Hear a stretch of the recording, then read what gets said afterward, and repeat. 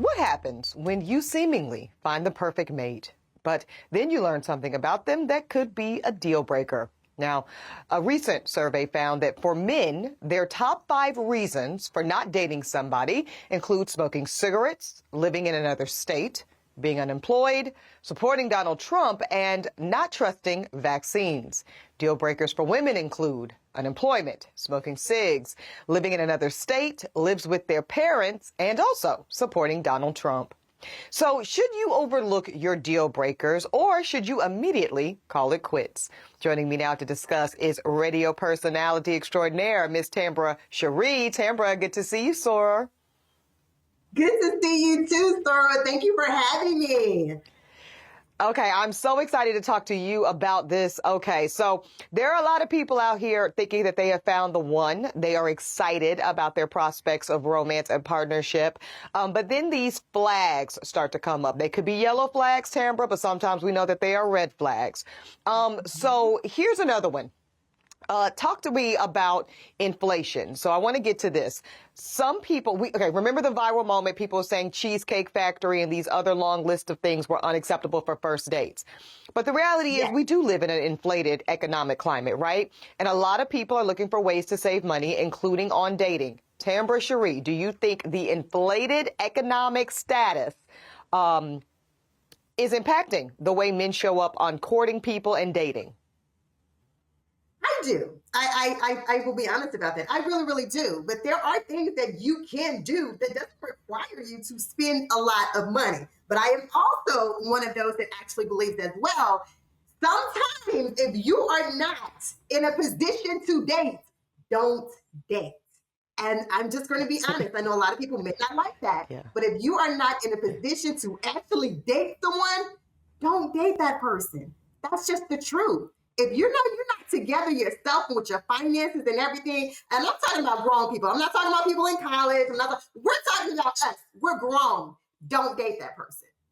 Yeah, I'm going to tell you where I see that part showing up a lot, Tambra, and that is for those of us that are very good and grown, people coming fresh off of divorces, right? And I speak as someone who has been through a divorce, and most of us do not come out unscathed financially, whether you're man, whether you're woman, whether it's same sex. The fact is, when you have commingled your funds for long enough, when you come out of that and you are going through a divorce, there normally is some financial hardship.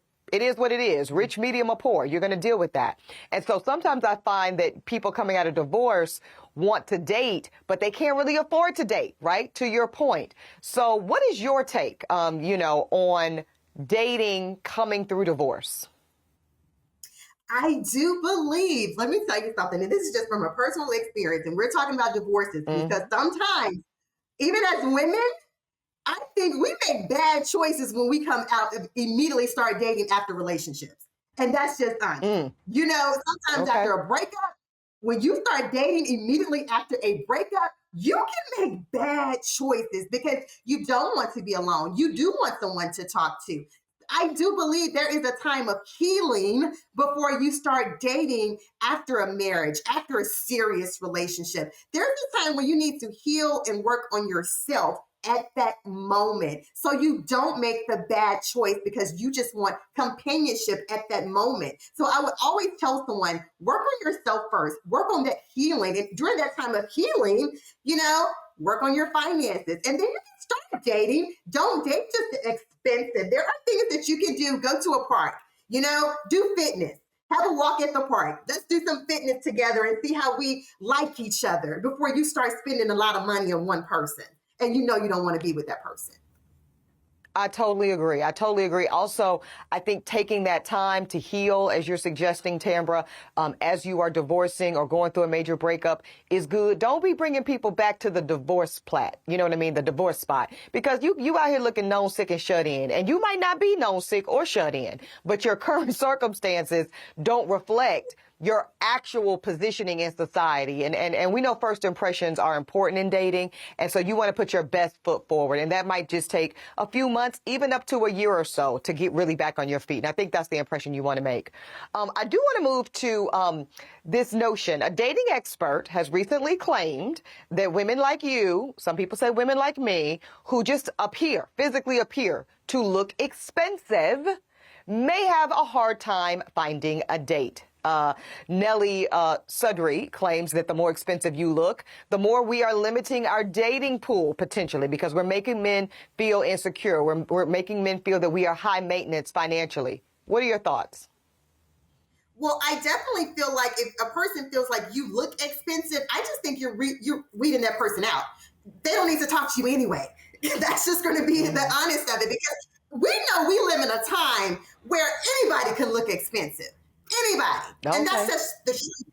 We're not going to dumb ourselves down and look like, and that's not us. You always want to be yourself. If you can't be yourself and how you come out each and every day, that's a problem. I just think that, if you think that woman looks too expensive for you, keep walking, because you're saving yourself some headache and heartache in the long run, because that's the issue in itself, to be honest. Yeah. No, it's interesting because I've had friends and source tell me something in this same vein, that I, not just the looking too expensive, although that too, but just like, oh, well, Eb, I agree with a lot of things you say, but do you have to say it out loud, girl? You got to say it on the TV and the radio, because that might be pushing some men away. I agree with you, Tambra. Those are the men who are not for me, right? Everything ain't for everybody. And I think that is a Black saying that needs to be revisited more often. I look expensive because I am expensive. I say the things I say because I wholeheartedly believe them. And if they are off-putting to you, that is because you are designed to be put off. Okay. So anyways, I could go on this, as you know, but we're gonna stop it there for now, but we're gonna come back. Tambra, stay with us. We're gonna try to answer this question. Are dating shows, reality TV dating shows, good or bad for Black women? Stay with us. You don't want to miss it. You're watching The Grio.